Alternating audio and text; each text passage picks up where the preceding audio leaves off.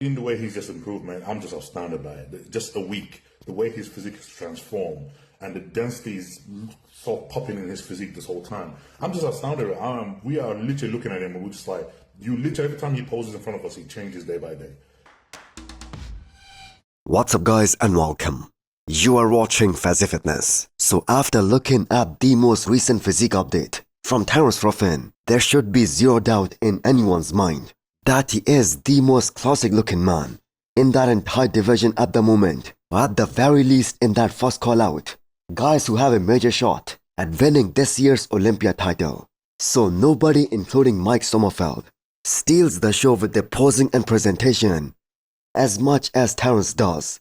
And looking at his front double biceps pose, every single thing on that physique is looking so perfectly balanced top to bottom. And his back was already one of the best backs, even at the Olympia back in 2023. But now he has even more width and even more density in the back department too. So after winning the New York Pro and the Pittsburgh Pro, Terence went back to the drawing board with the sole intention of bringing up one area, his hamstrings, especially in the side shots. But his back double biceps now, with those improved hamstrings, that is looking so much more complete. And to top it all off, the conditioning for 7 weeks out, that is looking so freaking impressive.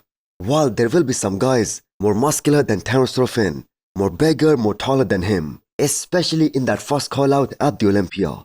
But the judges will have to decide whether they want to pick a more classic looking physique as the biggest ambassador of classic physique division. Because if they do, then right here this physique is the definition of what classic should be. But if the judges decide to go for a more muscular and a more thickly built physique, then either Mike Sommerfeld or Amundino, they can be the ones fighting for the title.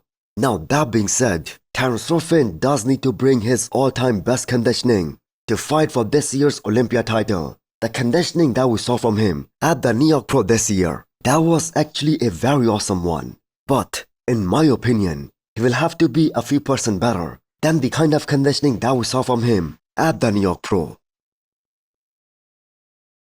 Before you scroll or blink too hard, have you subscribed yet? Please don't make me bring out the emotional blackmail. Hit that subscribe button and turn on the bell icon.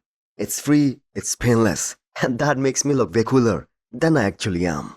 And the fact that I will see him transform like this and he has another 2 weeks as well to go, it's I'm blown away. I'm blown away, and I just can't wait till he gets on into the stage and show everybody what he's bringing in. So the reigning Olympia champion Samson Derek in his most recent story said that he is absolutely blown away by the extent of progress that Quinton Beastwood has made in just a little over 1 week time since these guys started training together. So normally it would seem kind of an exaggeration on what possibly could Quinton have done or have achieved in just 1 week time. He certainly cannot put any more muscle in this short of a time span. But just because the man is in a competition ready state, there can be one hell of a difference in anyone's physique by just getting harder and drier and more refined. And that is exactly what Samson Derek is referring to here. Plus Quinton training with the reigning Olympia champion and also Andre Presti, that is also allowing him to be 100% literally in every aspect of the pro bodybuilding scene. Every single thing that needs to be done on a daily basis, that makes even the slightest difference, that is being done by Quinton and also Samson Derek at the moment. And that also includes a lot of strategies being used for advanced recovery. You guys are going to be really impressed. Especially the fact that you guys only just seen him do both Tampa and Texas. So you know what he looked like then.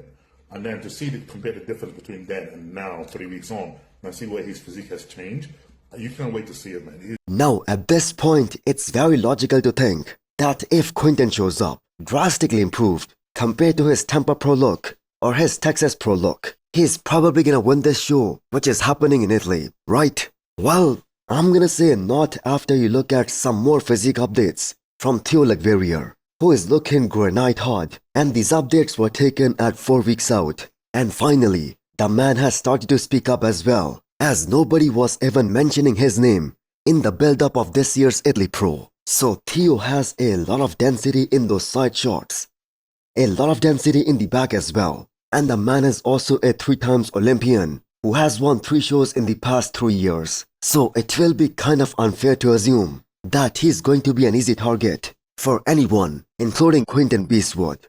But that being said, on a separate note, if Quinton has even shocked the reigning Olympia champion with how fast he has progressed, we might be looking at something very special here at this upcoming Italy Pro.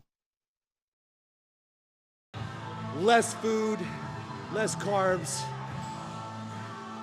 Good.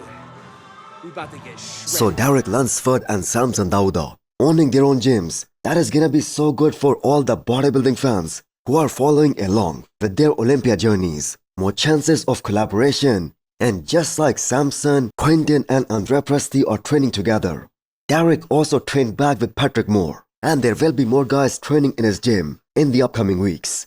Now, I'm not trying to hate on Patrick Moore, but when you see a guy like Derek Lunsford doing a back set followed by Patrick, the difference in the overall width and the density of both these backs, that is so mind-boggling. And Derek training his strongest muscle group, which of course is his back, that is always going to be gold, because this is undoubtedly among 2 of the best backs on the planet right now, and it is so awesome to see Derek using all that negativity online as a fuel and trying to be his best version in the gym. So he's welcoming the reduction in the carbs, more cardio, and you can easily tell that the man is all fired up for this upcoming Mr. Olympia, as he should be. He's the winner of 2 of the biggest shows of this entire year, and so far he has been the only one who has beaten Samson Derek.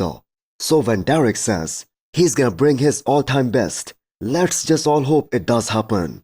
It's go time. This is when we're gonna get shredded, and we're gonna bring our all-time best. I'm telling you, 8 weeks. Because that means Derek is going to beat his Arnold Ohio look. So Derek kind of finds himself in that same situation as he did before the Arnold Ohio earlier this year, where the only people who actually believed that he's going to win that show is the people in his circle. Well, the man did prove everybody wrong at this past Arnold, beating the reigning Olympia champion. So do you guys think he can do that again in 7 weeks' time? So Blessing Awodibu has now transitioned into a full-blown off-season, and the man is looking pretty damn huge in this most recent update. But he has to be very careful on how far he pushes the food this time, because the last time he did that, all it did was ruin his midsection and make him appear less aesthetic on the stage. There wasn't even one positive that came out of Blessing doing the Legion sports this year. His conditioning went down from back in 2022.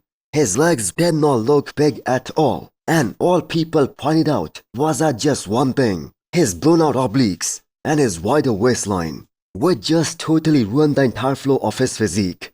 So Chris Cormier, we all know, is an awesome trainer, but at this point it's kind of hard to imagine what different he would do in terms of that exercise selection for Blessing Awodibu to improve his legs, because the brutally honest truth is that Blessing took more than 1 year off, actually almost 18 months, and still the man showed up kinda washed up. Now he made a good decision of shutting the season down after doing just one show, the Legion Sports, because just looking at the lineup in all of these shows that just happened, like the Texas Pro, the Tampa Pro, and also this upcoming European tour, Blessing would have had a very hard time even placing in that first call out. So hopefully Blessing is gonna find the formula that worked absolutely wonderfully for him back in 2022 when he was working with George Farrell, because even his upper body, his back, that did not even look close to how he looked back when he won the Indy Pro and the New York Pro.